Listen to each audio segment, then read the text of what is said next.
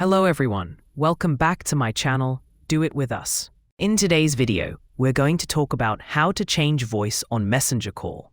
You might want to change your voice and send it to someone on Messenger, maybe for fun, or just to surprise your friends. So, let's see how it's done. First, make sure that you have the latest version of Facebook Messenger installed on your device. Once you've done that, log into your account and open the app. Now, tap on the profile of the person you want to call or message. When you make the call and tap on the 3 horizontal dots to open the call settings, you'll notice that there is no option to change your voice. So the question is, how do you do that?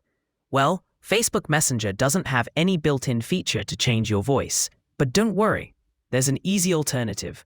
To change your voice, go to the Google Play Store on your device. In the search bar at the top, type Voice Changer.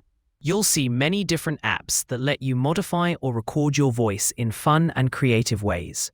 Choose any voice changer app that you like, record your voice there, and apply the effect you want. And that's it. Don't forget to like, comment, and subscribe. Thanks for watching, and I will see you in another video.